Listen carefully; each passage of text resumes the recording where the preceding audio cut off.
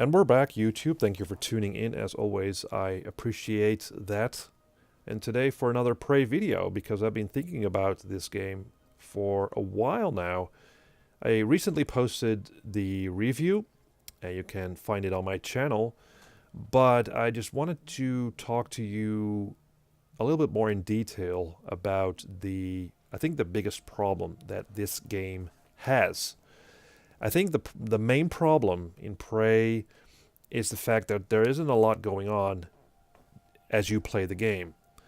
By that I mean that the space station, although very beautiful, well designed, is a dead place. It's an abandoned place where there are bodies everywhere, and again, there's just not a whole lot going on except for the aliens that are present, but nothing else than that. And furthermore, you'll be looking for key cards and opening doors and just basically going through the space station. Now, I went back and actually looked for the moment where I met my first NPC in this game. And that was after 20 plus hours. The first NPC that was alive was the cook, the side quest with the cook. And that was the first NPC that I met after 20 plus hours. And for 20 plus hours, I'd been wandering the space station, again, looking for key cards, opening doors, listening to audio logs, going through emails on computers. And I'm almost sure that a lot of people sort of burned out because of that there isn't just a lot going on, and you're basically going through the grind of picking up stuff, recycling stuff, leveling your statistics and weapons and powers. And I think nowadays in most of these more or less open world games, you have this upgrade system going on. In most action adventures, I should say. And it feels tagged on, and it's busy work. And I spent 20 hours doing that until in the end there is the first NPC I met in the game. And so I think that a lot of players who have been playing Prey they burn out, because after the initial intrigue, right, from the start, you kind of get into this grind of picking stuff up, recycling, opening doors, finding key cards, and so forth. And it only starts from the point where you actually start meeting NPCs that the game actually picks up and becomes quite interesting. So it's that problem that the game has, and a lot of games have that nowadays. That it's just they have a lot of gameplay, or they advertise that they have a lot of gameplay, like tens of hours or hundreds of hours you can spend just doing busy work.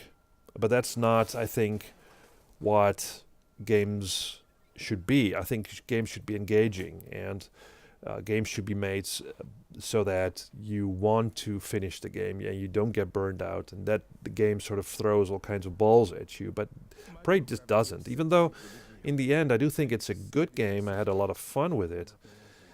It has really bad pacing. It's just a grind. It never lets up with closed doors or closed airlocks and all that. It's just not very engaging after like 10 and 20 hours of doing that. So again, that's the main problem in Prey. It's just a shame, because a game that takes place in a space station is guaranteed to have my attention. I love my sci-fi games. I love sci-fi in general. I love TV shows, but this just burns me out. It just did, and it's a shame. It's a really a waste of opportunity, and this game and other games just don't need the whole upgrading thing. You know, just give me the power at some point in the game and let me use it to its full potential. Why should I grind stuff to level up my power? Just give me the power and let me have fun with it, you know? And don't give me the power that's so weak that it just doesn't make any difference whether or not you're using a shotgun or the power. And it's that problem, I think, that many games suffer from. It just becomes a grind. It takes hours to progress, and it's not always engaging. So I think that developers should try and find ways to keep the player engaged even after 10 or 15 or 20 hours of gameplay. And if not, if they can't hold your attention, then it's okay to have a game that only lasts 10 or 15 hours. You know, you don't have to create a game that you have to spend like 40 or 50 or 60 hours on to see the end of it. And so that's basically what I think of Prey's main problem. So I've been rambling here, but well, you know, it's my channel, so I can do what I want. Anyway, let me know what you think. Leave comments, subscribe, and see you next time.